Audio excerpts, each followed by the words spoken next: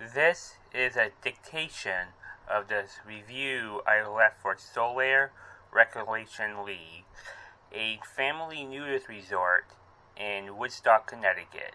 I originally left this review 2 summers ago, in the summer of 2021. I have since been back there 4 times since I left this review, and my experience has changed and went up. The original review I left was 4.5 stars. I will write and record another review in the future. However, this is the review I left for that day, which I'm going to read and dictate to you. You could read my review yourself if you look it up on the Google review. But because this is a videos channel, I'll be reading this with the still photo of Solair. Here I go. I went to Solair for the first time the other day. The day visit, it is quite a big resort, and I'm not used to seeing a nature resort of that size. Having previously gone to the smaller neighborhood Direwoods, it was to guess there must have been, if I was to guess, there must have been about 300 people there, and that was only in the common area by the pool and lake. I did not venture off into the trails and other parts of the resort.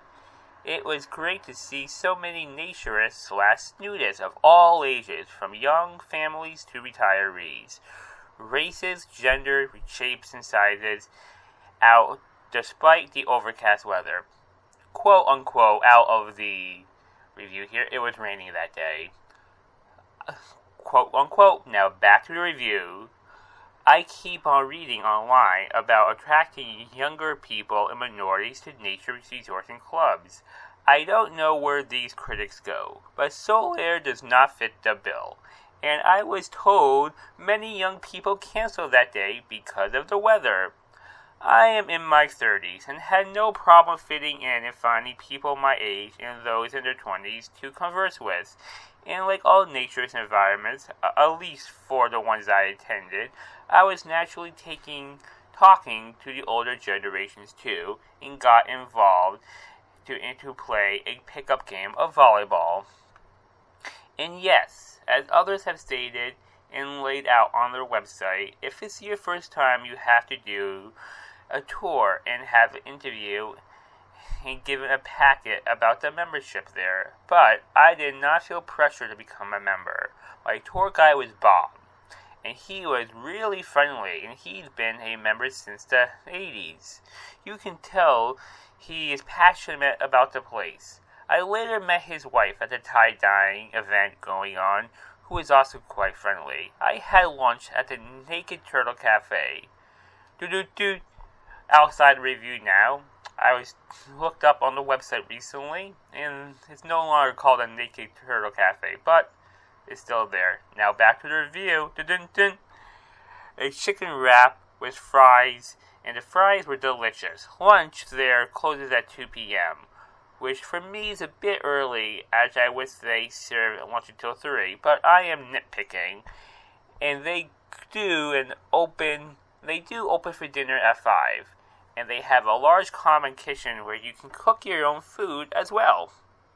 The pool is nice and heated, and I was able to find a spot on the deck to put my stuff down while I went for a swim and used a hot tub, without feeling as if anything would be taken.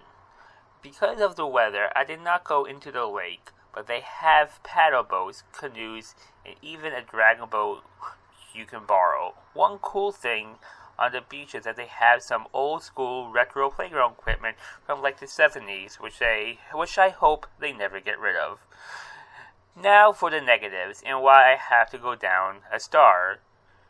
I did not like how many dressed people I saw around. I understand the weather was not the best, but I also saw people who had shorts on, and that does not really keep you warmer. This was like at the volleyball court.